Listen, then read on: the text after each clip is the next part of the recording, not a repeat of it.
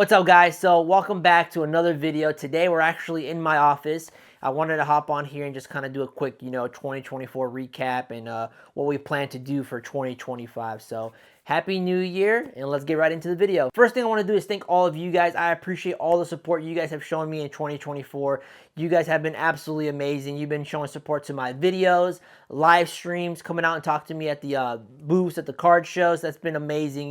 Even if you're not buying or selling, just coming over here and having a conversation with me, that's very awesome. So my journey started for Vendor POVs back in late February. So we're coming up on a year now. So I think it's been a great year. 2024 was amazing, and I'm excited what we're going to do for 2025. So let's start off the year by doing a giveaway. We're going to give away this 151 booster bundle, right? I am Mr. 151, so I have to continue the trend of people coming to me for 151 this year. So we're going to give this away. All you have to do to enter is go like my 2024 recap video that I posted on Instagram. Go leave a like on that video, leave a comment, and then I'll pick a winner in like next week or something, but I'll announce it on my Instagram story. So be sure to go do that, guys. I appreciate all the support. So someone will win this 151 booster bundle. Really quick, some personal goals I have for the channel this year in 2025. I just kind of want to see everything kind of double in growth, right? So we're sitting at 43,000 subscribers on YouTube. If we can get to 80,000, I think that would be amazing. TikTok is my biggest platform currently, and not really sure on the how long TikTok's going to be around, right? They keep saying they're going to ban it, but if they don't ban it, right now I'm sitting at 109,000 followers on TikTok. If we can get to 200,000, I think that'd be great. Instagram, 45,000. If we can get to 90,000. Those are just some kind of goals I have for 2025. I just kind of want to see the channel double in growth. If we can exceed that, that would be amazing. But I appreciate everything you guys have done, and hopefully we can continue this route in 2025. So what's the plan for 2025? So obviously, continue doing vendor POVs and traveling to card shows and doing some local here to Dallas, Texas. I do have a tentative schedule that I'm gonna premiere right now. Drum roll. So here it is. So I am about 98% sure I'm gonna be attending these shows that you see on the schedule. And this schedule doesn't reflect the only shows I'm doing. There's a lot of other local shows that are kind of up and coming here in Dallas that I might do as well. Like I said before, I'm trying to branch off and do a lot more different types of shows, not just Collecticons. For example, we're going to go to Front Row, Las Vegas for the first show of the year. So that will be a new show that I do. Maybe we'll add some more front rows throughout the year. And I just kind of want to spread out and kind of go all over the country this year. Last year we kind of stuck a little bit more to here to Texas and a little bit more to the East Coast. So we only went to the West Coast once. We went to LA at the beginning of the year, and we haven't been back. So Las Vegas, LA, probably go back out there and do some more shows out there. But just kind of want to show you guys a schedule.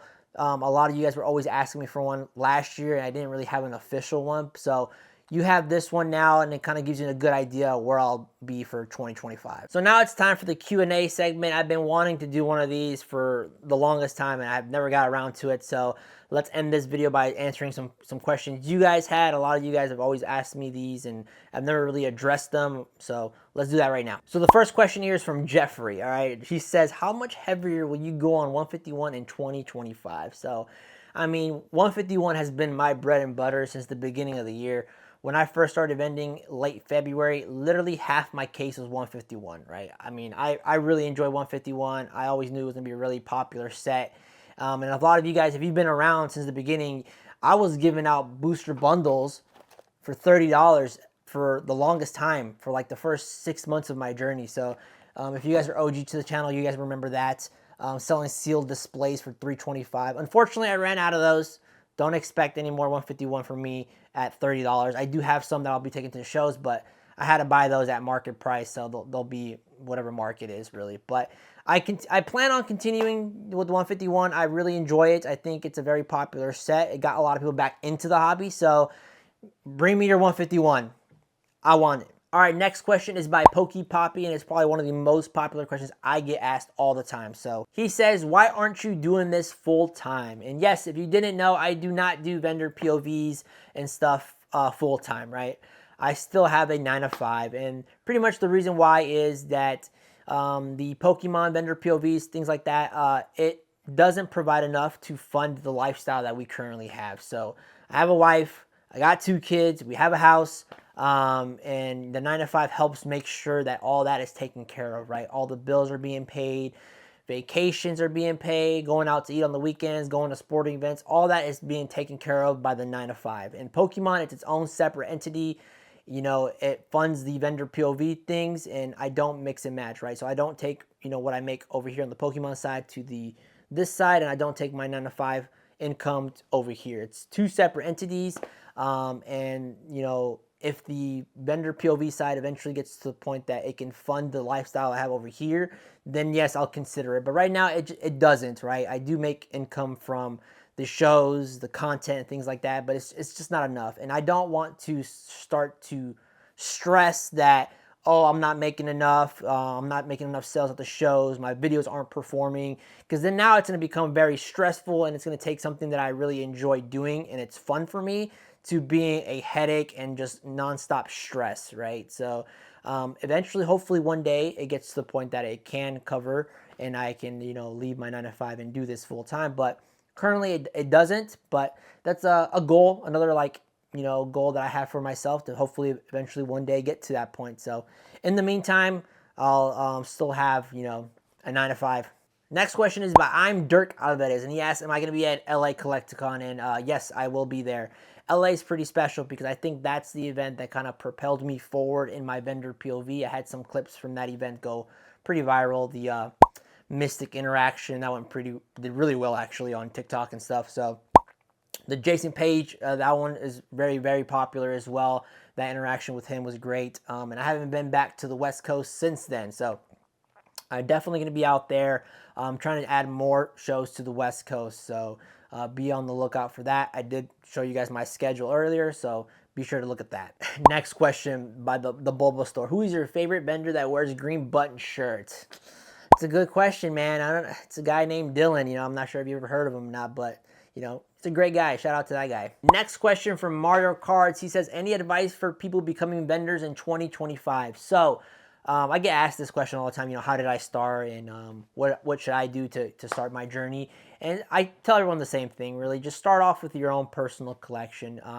Singles, slabs, whatever you have. I know there's an emotional tie to your personal collection. You know, it might be something that you pulled yourself and you're attached to it, but trust me, once you start selling it, that kind of fades away a little bit. You could always buy it back later on. Just start off with whatever you have. I started off with just singles and a little bit of sealed product. That's all I had. I didn't have any graded stuff or anything. So it was probably worth, you know, maybe $1,500 at most worth of singles that I had. And then just kind of roll the profits, right? So whatever you sell, buy more stuff and just keep rolling it over and over until you build a decent amount of cash to start buying bigger stuff. I started grading my own stuff as well. That's how I started with slabs. And now, you know, I think 3 or 4 shows in, I started having slabs and pretty much just kind of rolling those profits in and just, you know, starting from scratch essentially. Don't be discouraged. You're not, you know, not everyone's going to start out there with, you know, $10,000 in their pocket. You know, if you have $10,000 to spare, well, you know, hey, it might be a little bit easier for you, but not everyone has that kind of cash. So start off with your own personal collection. If you don't have a collection, you want to get into it. You know, try to get some deals on like Facebook Marketplace and see if you can start flipping from there. And then, you know, just you got to keep grinding. And I would recommend you start off with small shows first and kind of get the feel of it, you know, before you start tackling something big like Collecticon or Front Row, because those are very, very hectic. And if you can at least get into the groove of things at the small shows, I think it'd probably benefit you a lot. So, and another question by Drew Use. He says, do you think the market will continue to skyrocket? Because I've never seen this. Is insane. I think it probably will continue to go up in the short term because you got to think about how the trends work, right? So right now we're reaching the tax season, right? So people will start getting tax refunds and things like that, and people are going to start buying with that money. If you look at the trend from last year, around this time is when alts started to go up. And then once we get closer to like summer, it kind of dies down a little bit. And then it starts picking up again towards the end of the year because then people are buying stuff for Christmas and whatnot. So, and then you got to think about this as well. Like there's a lot of hype in Pokemon right now. We've had a lot of banger sets back to back, right? You had Surging Sparks killing it. Prismatic is coming up, insane hype. And then you have the Blooming Waters 151 drop that's happening as well. 151 has been going crazy. And then the rumors of the Team Rocket, I think that was already confirmed, but Team Rocket set's going to come out. And then I think another 151 type set that's supposed to come out later this year as well. So if you look at how much hype there is for every set that's coming out, I see this trend continuing for things to go up. So that's just my opinion. You know, don't take my word for it. I'm just kind of going based off what I've seen before. You just have to think about it, right? When's the last time we saw this many sets have this much hype back to back? Like, I think it's been a while, because even Evolving Skies didn't really have like a huge hype initially. Celebrations did. Celebration had a really big hype, but then after Celebration was Fusion Strike, and no one really wanted Fusion Strike back then. So this is a really great thing that's going on in Pokemon. But there's, you know, a lot of things going on. A lot of things are going to spike up, and eventually things are going to come down. What goes up comes down eventually, or at least stabilize. So I'd be careful going too hard, especially once we get closer to like the summertime. But I don't know. Another question here is, show us your collection. So I do plan on doing that soon. I'm going to show you guys my PC. It's nothing super amazing, you know. Don't expect Bulbasaur level types of, you know, personal collection. But it's what I like. I really enjoy Dragon Ball. A lot of you guys know that. So it's a lot of Dragon Ball stuff and some sealed Pokemon. But I'll make a, you know, a video on that. Right now you guys are kind of seeing my PC tech wall here. This is where my personal computer is and my gaming setup and whatnot, but on the other side is pretty much my sealed collection and some stuff that I have in my PC. You can kind of see it on my live stream, so if you ever tuned into my live stream, you kind of see the background there, but I'll make a separate video on that here pretty soon. Jason Hoover says, a card that isn't out yet that you want the most, Pokemon, Dragon Ball, etc.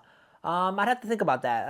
There's not anything. I think Dragon Ball announced that they're bringing serialized cards to the next couple sets, so whatever the big card from that set that's serialized, I definitely would want one of those. Not sure how many there's going to be, but just for the fact that it's serialized, it's going to be very, very limited. So I'm a huge Dragon Ball fan, so I can't wait to potentially get one of those. So excited for that. All right, guys, that's going to do it for us. I appreciate you guys watching the video, like always. I just wanted to get on here, have a quick chat, answer some questions, kind of show you what 2025 is going to look like. But as always, you know, I appreciate you guys watching the videos. Leave a like, comment, subscribe if you haven't. And cheers to hopefully having a great 2025.